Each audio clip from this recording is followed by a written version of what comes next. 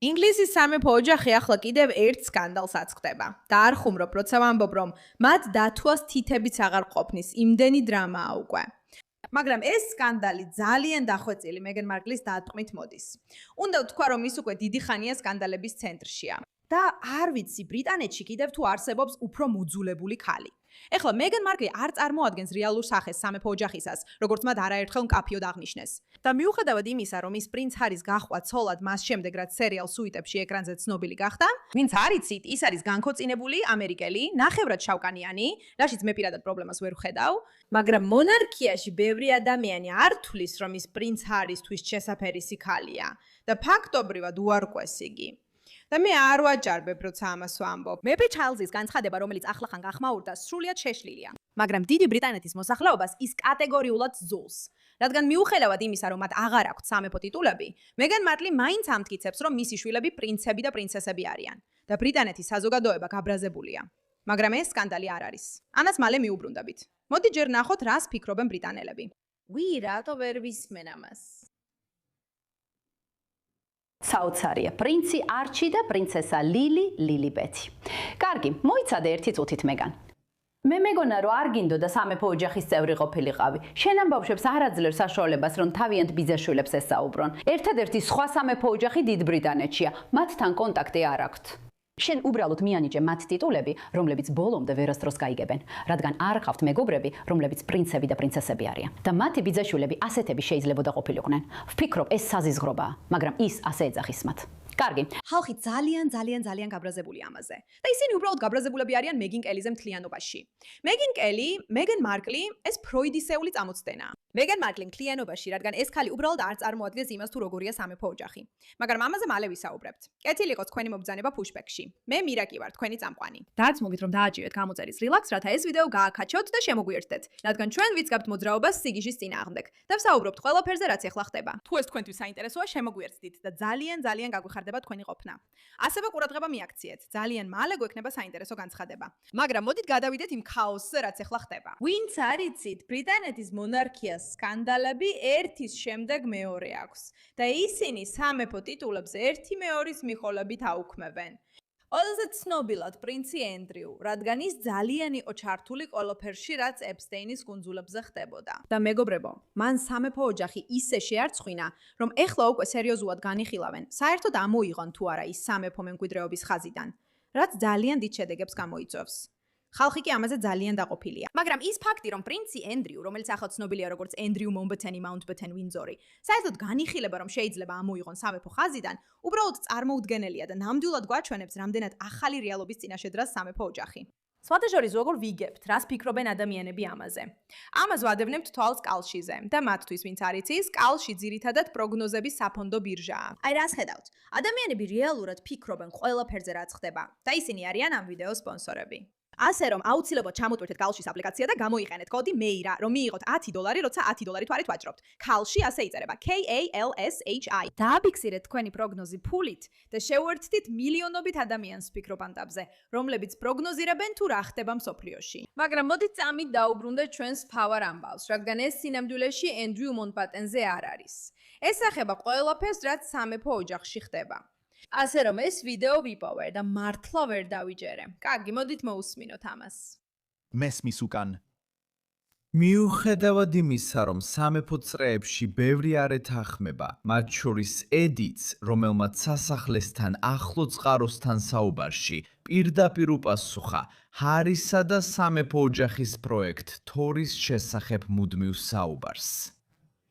კარგი, მოდი უბრალოდ გავარკვიოთ ყველაფერი, რაც ამ დრამაში მოხდა.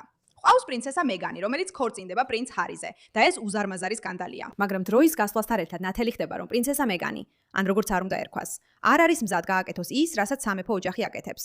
ანუ თავის შორს დაიჭიროს პოლიტიკისგან. არა, ის აქ მოვიდა იმისთვის, რომ დიდი სკანდალი გამოიწვიოს და ყველაფერი არიოს და ეს უბრალოდ არ მუშაობს. ასე რომ ჰარი და მეგანი გადადიან შეერთებულ შტატებში და გარკვეულწილად კარგავენ თავიანთ ტიტულებს. ეს მთელი აუზაურია. მაგრამ ყველაზე მნიშვნელოვანი ისაა, რომ მეგანმა თითქოს ჰარი დააშორა სამეფო ოჯახს. ყოველ შემთხვევაში ასე ფიქრობს საზოგადოება და ეს ყველასთვის მუშაობს. მაგრამ იმის დანახვა, რომ ამბობენ, თითქოს აღარავის უნდა მეგანის ნახვა, ცოტა უცნაურია. და ამას უწოდებენ პროექტი თორი. კარგი? სიტყვა სიტყვით დაარქვეს პროექტი თორი. რათა სცადონ პრინცი ჰარისა და მისი ოჯახის ურთიერთობების დათბობა. ეხლა ხალხი ამბობს, რომ პრობლემა პრინცი ჰარია, მაგრამ ბევრ ადამიანს გონია, რომ ეს მხოლოდ მეგანია. მაგრამ ეს საკმარისი არ არის. კიდევ რაღაცა არის. მე მგონია, რომ ეხლა უბრალოდ კატასტროფული შეცდომა კატასტროფულ შეცდომას მოსდევს. გულისხმობ ქორწილის დღის ფოტოებს. კარგი, შეიძლება ითქვას, რომ სხვა მხარეს ვაჩვენებთ. ეს ცოტა კარდაშიანების სტილშია. მე პირადად მძულდა ეს. ვფიქრობდი, რომ ძალიან ვულგარული იყო. მაგრამ რაც ვერ გაიაზრა ფაულამ, იყო ის, რომ მან გამოაქვეყნა ფოტო, რომელიც ადრე არასდროს ენახათ და რომელშიც ძალიან უხერხული დიალოგი იყო, რომელსაც პრინცი ჰარი აწარმოებდა. ეს გამოავლინა ტაზმა, რომლის თქმითაც ეს იყო უცნაური ფოტო დასაპოსტად. ჰარი ისე გამოიყურება, თითქოს ცხარე კამათშია ჩართული კეტრინთან და პრინცი უილიამის ძიძა მარიასთან. პატარა ბავშვები ჰარის ფრთხილად უყურებენ, რაც ამ თეორიას ამყარებს. რიცი. შეიძლება ვთქვა, რამდენად დამღლელია, რომ ადამიანები ასე არიან შეპყრობილები ყველა დეტალით, რაც ხდება. არ ფიქრობ, რომ ამ ფოტოს რო უყურებ, მართლა დაინახავ, რომ იქ დიდი ცხარე კამათია. ეს შავ-თეთრი ბუნდოვანი ფოტო არის. შეიძლება უბრალოდ საუბრობენ, შეიძლება ჰარი რამეს ეკითხება მას. არ ვიცი, რატომ უნდა გადააქციონ ყველაფერი სკანდალად. შარლოტა და ჯორჯი მსვლელობიდან ჰარისა და მეგანის ფიცის შემდეგ გაიყვანეს. იმის გათვალისწინებით, როგორ შეხედა მეგანმა შარლოტას და როგორ იქცეოდა მის მიმართ, არ მიგვირს, რომ კეტრინმა თავისი შვილები დაიცვა. ვარაუდობ, რომ ეს ოფიციალურ პორტრეტებამდე იყო და მეგანმა ჰარი გაგზავნა, რომ ჯორჯი და შარლოტა დაებრუნებინა. ეს ნამდვილად არც თკბილი და არც რომანტიკული ფოტო არ არის, ასე რომ გაკვირვებას იწვევს, რატომ ჩასვეს ის. ჰარი ისე გამოიყურება, თითქოს ცუდად მოიქცა, ხოლო მეგანი თავის ნამუშევარს აკვირდება. ეხლა ვიცით, ფაულა, იმ დროს დიდი დაძაბულობა იყო ამ ორ წყვილს შორის, ჰარისა და მეგანსა და უილიამსა და კეტრინს შორის. გულისხმობ, არ მგონია რამე უკეთესად აჩვენებდეს, რამდენად შეპყრობილია დიდი ბრიტანეთის სამეფო ოჯახით და რატომ აღიქვეს მეგან მარკლის ამბავი ასე სერიოზულად, ვიდრე ეს ვიდეო. ისეთი სირთულეები და დეტალებია, რაშიც ადამიანები მზად არიან ჩაეძიონ, რომ შეთქმულების თეორიები გამოიგონონ იმის შესახებ, რა ხდება სინამდვილეში. მაგრამ მეგან მარკლს თვითონაც არ გაუმარტივებია საქმე, კარგი? ეხლა მას თავდაბლობის გაკვეთილები უტარდება, რადგან ავსტრალიის ტური იმდენად ცუდი იყო. რა სირცხვილია, არა?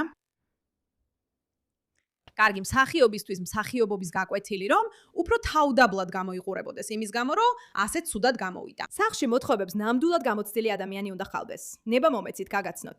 მადლობა, ჯესი. ხო, როგორ არის ახლა ჩემი დედა, ჩემო ქალიშვილო? ის ბევრ რამეს ამუშავებს. მას არ შენ უყურებ ამას და მართლა გგონია, რომ ეს ქალი თანაგრძნობით ეკიდება იმას, რაც ხდება. ანუ უყურე ხმის გარეშე, ხო?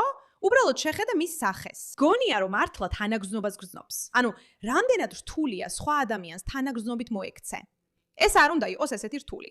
მაგრამ პირდაპირ ჩანს თითქოს აიძულებენ, რომ თანაგრძნობით მოიქცეს. და ამასაც კი ვერ ახერხებს. ცოტა საცოდავია. კარგი, ეხლა კიდე მეტი დრამაა. არ ინერვიულო, ამ ორს ყოველთვის მეტი დრამა აქვს.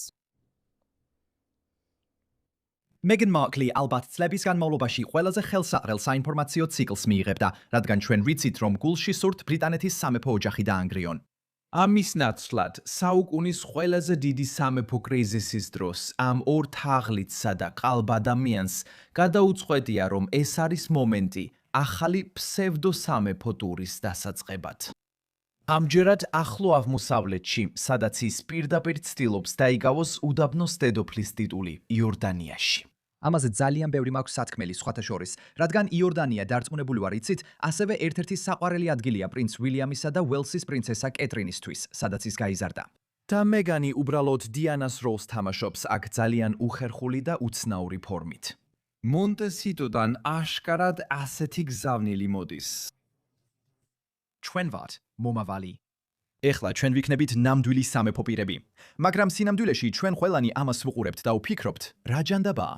თქვენ ჩაერთეთ მსოფლიოში ყველაზე დიდ გეოპოლიტიკურ დაპირისპირებაში, რომელიც ყველას ყოფს.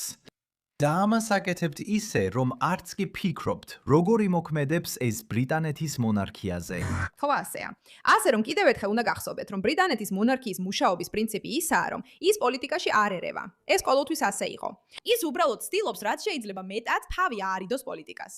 მაგრამ ახლო აღმოსავლეთში წასვლა იმ ყველაფრის ფონზე, რაც ბრიტანეთის ოჯახში ხდება, უბრალოდ ძალიან სულეურად ჟღერს. კარგი. შეხედე ამას. აი მაგალითად გაქვს ეს სურათი.